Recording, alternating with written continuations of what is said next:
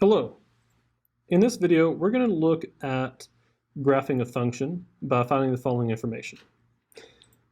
We have the end behavior, we have the zeros, the multiplicity at the zero, and the behavior at the zero. We have to find the y-intercept, and then we'll graph the function.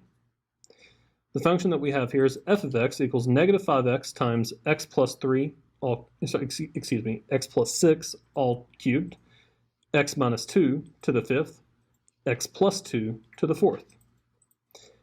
Now, to find the end behavior, we need to find the leading power function. And the leading power function starts out as y equals negative 5 something.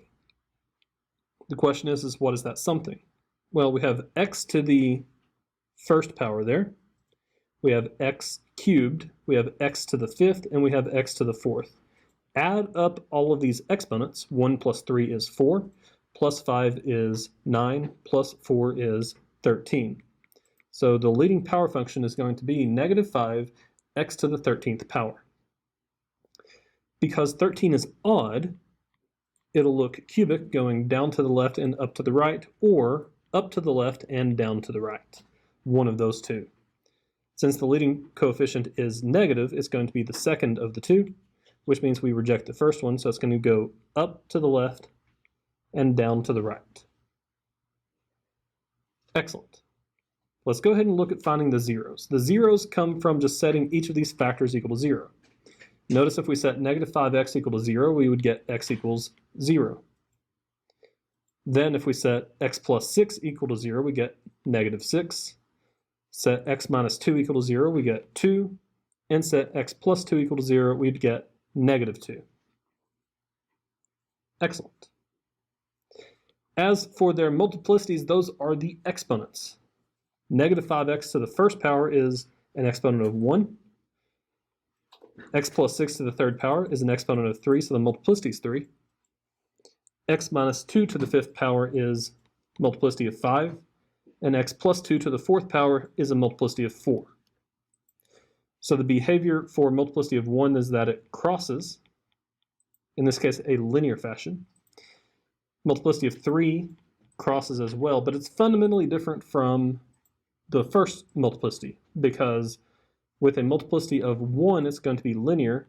Cubic, it's going to be cubic. So it's going to be like that, or it's going to be like that for one of these two. So going like that or like that. Well, it's kind of weird to draw.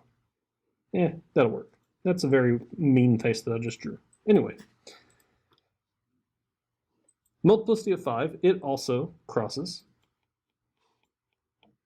Multiplicity of 4, it bounces. Remember, if it's an odd multiplicity, it crosses. If it's an even multiplicity, it bounces. As for the y-intercept, just set x equal to 0 and solve. You're going to get the coordinate 0, 0. Wonderful. And now let's just plot everything. Negative 6, negative 2, 0, and 2. Excellent. Looking at the end behavior, I go up to the left and down to the right. So beyond the towards the left of the first towards the left of the first 0, we are going up and to the left. And beyond the last 0 to the right, we're going down. And then let's just look at the behavior at the zeros. At the negative 6 here, it crosses, and it specifically crosses in a cubic fashion, so it's going to be cubic there. Then at the negative 2, it's a multiplicity of 4, so it bounces. Notice we're already below the x-axis, so it'll be something like this. At the 0, it crosses in a linear fashion. And at the 2, it crosses again in a 5th degree fashion. And then just connect all these with a curve, as smooth as possible, basically. Fantastic. And that's a decent approximation for what this function is going to look like. Alrighty. Well, I'm going to go ahead and leave it here, and I will see you in the next video. Have fun.